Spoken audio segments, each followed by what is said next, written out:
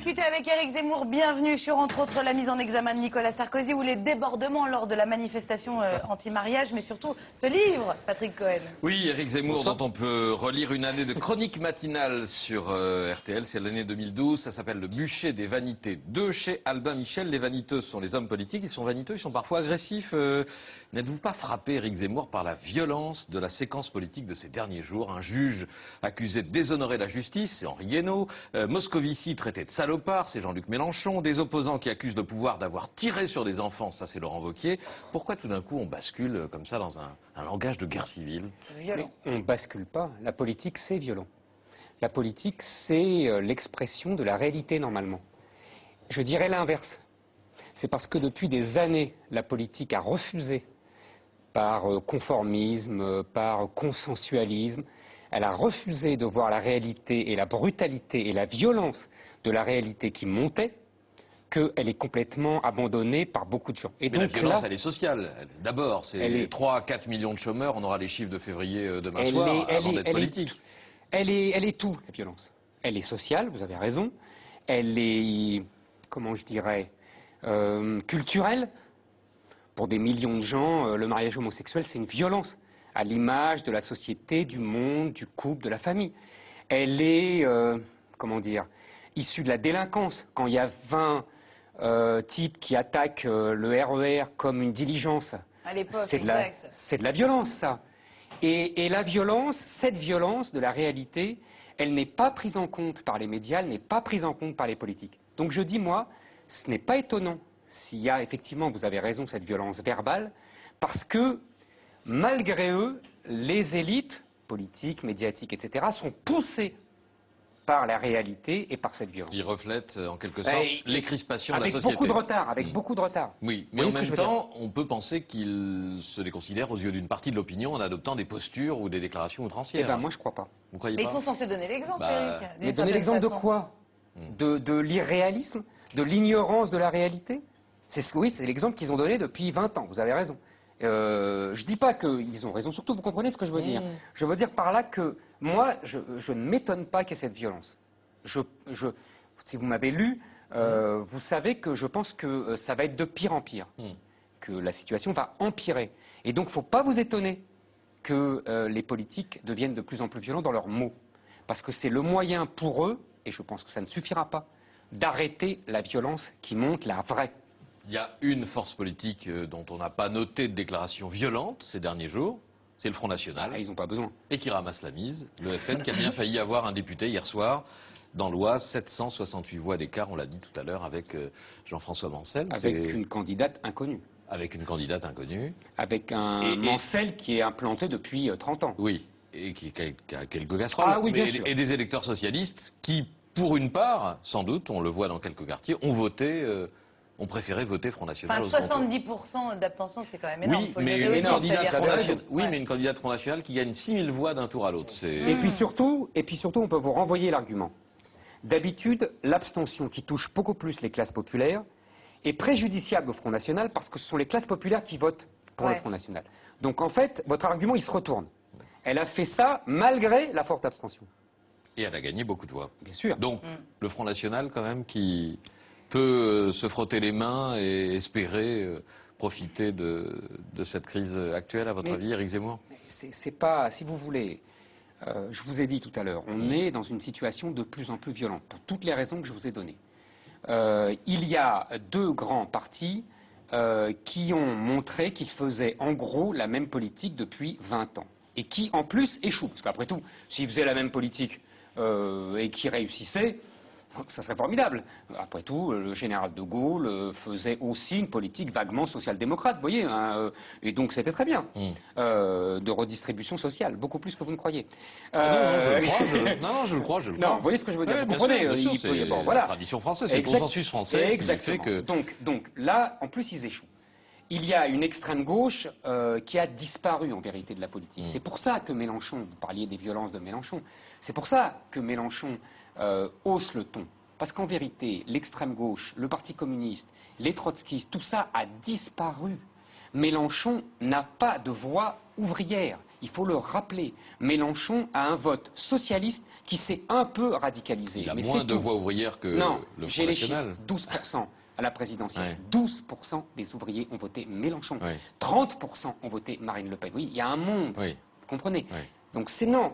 Mélenchon, il a un électorat qui est l'électorat socialiste qui ne veut plus de la soumission des socialistes à Maastricht et à l'Europe. Voilà.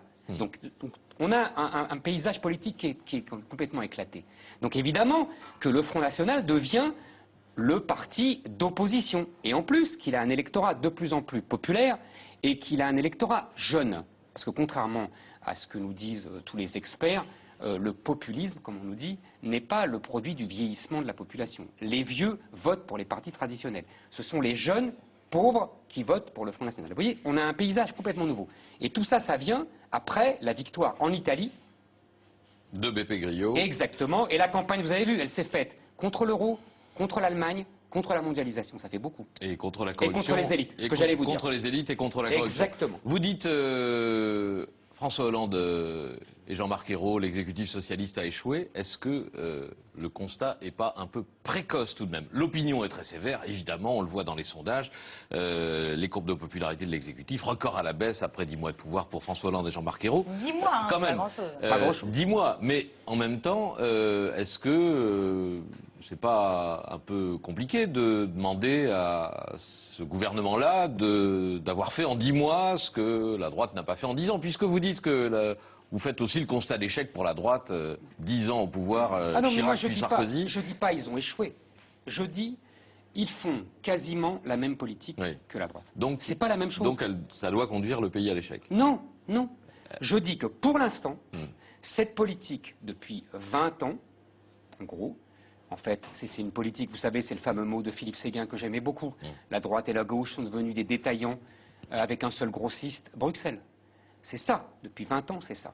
Donc, les détaillants, pour l'instant, ont échoué. Ils auraient pu réussir. Ça serait la même chose, ils seraient quand même des détaillants du même grossiste. Mais au moins, ils réussiraient. Mais en plus, pour l'instant, ils échouent. Vous avez vu en Italie, Mario Monti, que tous les médias internationaux et français avaient porté au nu, a pris la raclée de sa vie. J'ai pas inventé ça, j'ai Oui, pas mais rêvé. la comparaison italienne n'est pas. Ah, la tout à comparaison fait. italienne est très intéressante. Parce que. On sort de Berlusconi en Italie. Ah oui, mais c'est pas ça le sujet. Le sujet, en Italie, vous avez raison, la seule différence, c'est qu'ils sont restés à la 4ème République. C'est-à-dire que c'est les partis qui font la loi. Nous, on a, comme, merci le général de Gaulle, la gauche peut bénir le général de Gaulle qu'elle a tant condamné et vilipendé, parce que c'est grâce au général de Gaulle, aux institutions qu'il a léguées, qu'ils tiennent encore. Sinon, ils auraient sauté depuis longtemps. Alors, événement attendu cette semaine, l'intervention de François Hollande jeudi à la télévision face à David Pujadas. Il a une carte importante à jouer ou vous considérez déjà que la parole présidentielle n'a plus beaucoup d'importance C'est vraiment un contexte un des plus compliqués pour un président de la République, voire le plus. Le problème, c'est que c'est pas le problème. Il parlera très bien. Il dira, c'est la dernière fois face aux journalistes, c'était très bien. Oui, ça n'avait surtout plus aux journalistes. Mais merci, bon, on est d'accord là-dessus. là-dessus. Pas beaucoup imprimé dans l'opinion non Et plus. ça continuera. Ah ben non, la différence c'est qu'entre une conférence de presse retransmise sur des chaînes info en plein milieu de l'après-midi et une intervention dont on pourra mesurer dès le lendemain matin si elle a été suivie ou non, s'il y a 8, 9, 10 millions de Français qui vont la suivre. Peu importe. Il n'a rien à dire. Il ne peut rien dire. Il ne peut rien dire. Mais je vais vous dire pourquoi il ne peut rien dire. Il va dire des choses sûrement sensées. C'est un homme intelligent et qui sait très bien, qui va très bien intervenir. C'est pas le problème. Le problème, c'est qu'il n'a rien à dire sur le fond. Parce que, à partir du moment où il a accepté et l'euro, et les contraintes économiques de l'Europe, et les contraintes juridiques internationales, etc., à partir du moment où il est dans une nasse, il est dans une nasse, il ne peut, vous avez remarqué, il avait dit pendant sa campagne, je renégocierai le traité budgétaire européen, il s'est couché, c'était écrit, il ne pouvait faire que ça puisqu'il ne veut pas remettre en cause les présupposés européens, l'euro, etc. Donc comme Sarkozy, il fera quasiment la même politique que Sarkozy, avec des détails différents. Mais le résultat sera Éric le même. Zemmour le prenait pas mal, mais la musique Je que vous en vous faites prie. entendre, UMP, PS, la même chose. Je sais, vous allez me dire, c'est le Front National. C'est quand même le Mais discours. c'est pas grave, je dis ça depuis des années. Donc c'est le Front National qui est. Non, mais Philippe Séguin disait ça. Sur votre position. Philippe Séguin disait ça. Exactement la même chose. Philippe Séguin avait dit, lors du référendum sur Maastricht, vous verrez, ça sera la revanche de 1789. Donc c'est normal. Vous avez vu quand même que depuis quelques semaines, Bruxelles s'affole. C'est-à-dire on voit bien la méthode employée à Chypre est complètement folle. Donc si vous voulez, moi j'essaye d'analyser selon mes grilles de lecture depuis des années. À droite, qui incarne l'opposition? Nicolas Sarkozy, c'est vous le voyez revenir, une carte importante. Moi, je pense qu'il ne reviendra qu'à une seule condition. S'il accepte, je pense qu'il ne l'acceptera pas, d'être le Orban français. Alors, Viktor Orban, c'est le leader hongrois qui mène une politique très autoritaire. Très autoritaire. Il a gagné les élections. Très autoritaire. Ça vous a pas échappé. Très autoritaire. Non, mais il révise la Constitution à tour de bras tout le temps, etc. Est-ce qu'il a gagné les élections? Oui, il a gagné les élections. Est-ce qu'il a eu... il peut réformer la Constitution parce que justement, il a la majorité des 2 tiers, ce que n'a pas François Hollande. Voilà. Bon. Et il est très sceptique. Très eurosceptique. Disons qu'il même essaye... un terme plus fort qu'eurosceptique. Non, pour moi, il n'est pas. Moi, je vais vous Voilà. dire, il n'est pas europhobe. Pour moi, il essaye de retrouver des pans de souveraineté que les autres pays ont abandonnés à l'Europe. C'est un choix que les électeurs hongrois ont fait. Éric Zemmour, incurable pessimiste sur l'évolution de la société française. Pessimiste de plus en plus. D'accord. D'habitude, quand on dit aux auteurs ou aux commentateurs, mais vous êtes des Zemmour... pessimistes, non, moi je un optimiste. Suis... Non, vous êtes pessimiste. Suis... Résolument pessimiste. C'est ce que vous dites à vos enfants. Je suis même aux limites du désespoir.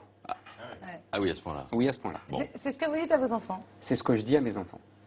Bon. Et comment vous voulez qu'ils grandissent avec un petit peu d'espoir? Parce que ils ont l'espoir de la jeunesse. Donc ça, c'est en eux. Moi, j'essaye de leur inculquer la lucidité et de les débarbouiller du bourrage de crâne médiatique et scolaire qu'ils subissent. Vous leur dites pas de quitter la France? Alors, jamais de la vie. Bon.